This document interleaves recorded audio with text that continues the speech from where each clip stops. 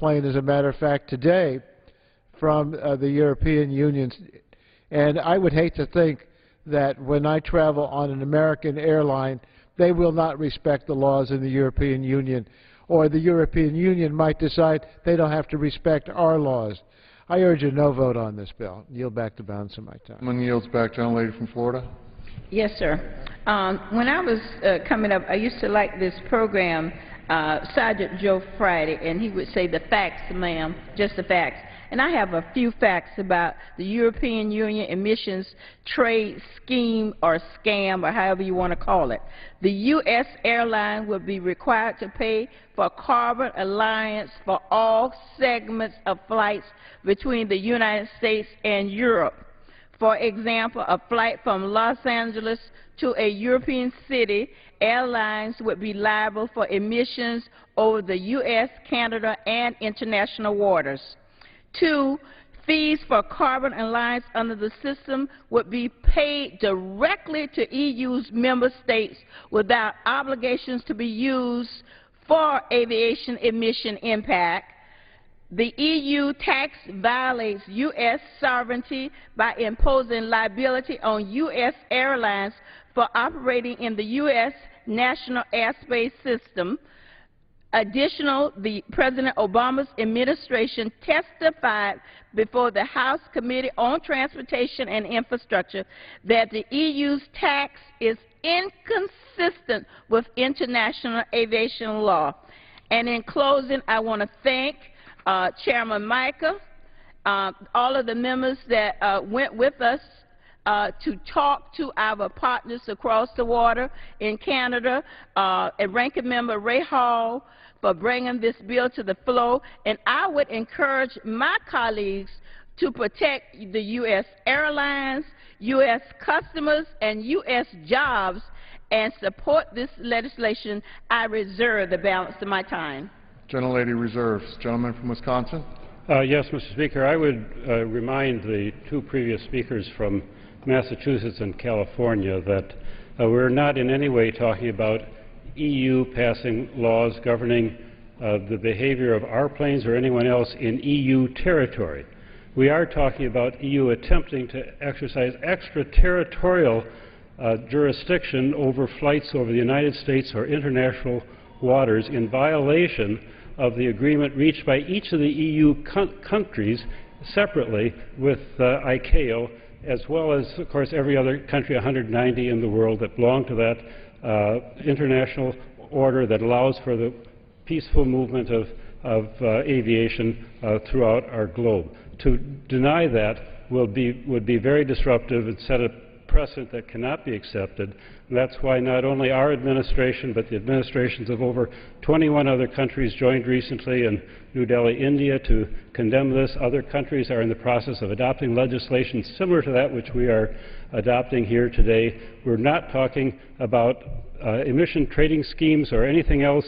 We're talking about the principle of territoriality in countries attempting to exercise that beyond the legitimate and recognized bounds that have been accepted by international law. And I yield a minute to Mr. Schuster, if he'd care to rebut. Gentleman from Pennsylvania is recognized. Thank you, Mr. Speaker. And I just want to, again, stand up in support of what my colleague from Wisconsin and from Florida has said over and over again. This is about sovereignty as well as doing what's right for American traveling public. Mr. Markey from California, represents Los Angeles. Or, excuse me, I'm sorry, Mr. Waxman. Folks from that part of the country, as my colleague from Florida said, will probably see direct flights no longer exist, because if you start off from Los Angeles and fly to Paris, it's going to cost you more money. So I can see the airlines trying to save money by stopping in Philadelphia or stopping in New York so that they can decrease the tax that's going to be imposed upon them. As Mr. Petri has said, they're imposing it on the air over America. If they want to impose a tax in Europe on people doing business in Europe, they have the ability to do that. But to do it and start it over American airspace, over American departure, it's the wrong thing to do. And the Europeans know it. You already have the Italians and the Dutch are already saying they're questioning the wisdom of doing this. So I think you're going to see people in Europe starting to change their attitude, and tonight is going to send a very, very strong signal to Europe that America is not going to allow the Europeans to impose a tax on us on our sovereign airspace. I yield back. Gentleman's time's expired. Gentleman from Wisconsin. I yield such time as you may consume to the chairman of the Transportation Infrastructure Committee, Mr. Mica. I'd like to close if I can. Yes. Oh, okay. We'll reserve at this point, and so that Mr. Mica can close. Gentleman from Wisconsin reserves. Gentlelady from Florida is recognized. I reserve the balance of my time. Gentlelady reserves. Gentleman from Wisconsin. May I inquire of the gentlelady from Florida whether you have additional speakers? I yield back my time. I have no further speakers, sir. Gentlelady yields back. I Gentleman yield from such time as you Wisconsin. may consume for purpose of closing to Mr. Mica, the chairman of the Full Transportation Committee. Gentleman from Florida is recognized. Well, thank you, both Ranking Member Brown of the Rail Subcommittee, who's leading this legislation on the floor tonight, and Chairman Petri, the chairman of the Aviation Subcommittee, for your leadership, and also directing in a bipartisan manner this legislation that we've brought forth from our committee with very, very strong support, members again from both sides of the aisle. I know that there are some folks that have raised some concerns, and I'll address them, but very simply what is taking place here is that the European Union is trying to impose in January an emissions tax, an air emissions tax, and they're going to start the clock running. They want to start it running January 1st. The meter will start, and American Airlines will get the bill in 2013. Now, you heard some comments here that we don't want folks to follow the law or operating, and there was an example of double hull ships operating in U.S. waters. Well, we're not talking about anything that's even similar to what's being proposed here. What they're proposing is, say, from Los Angeles or Chicago or New York, anywhere in the United States to anywhere in the European Union, the tax and the meter starts running the minute the plane departs from any point in the United States till it reaches Europe. And the same thing when it departs Europe back to the United States. Not only does this violate international treaties, the Chicago Convention, we've never had anything like this imposed or proposed before. It is not flexible. We heard the term used, it's flexible. It's not flexible. The other thing, too, is we're trying to work with others and work with the European Union. And many states have now joined the United States. In fact, they've taken the lead on some of this, both in a conference in New Delhi and in meetings in Oslo. And they said this is unfair. So it's not just the United States that's saying this is unfair. Now, if the European Union chooses to impose a tax within its boundaries, or like if we say within our waters you do certain things, like double hull if you want that ship to go there, that's fine with us. If they want to improve emissions in their airspace, that's fine with us. But that's not what they're doing here, and that's why we have this opposition.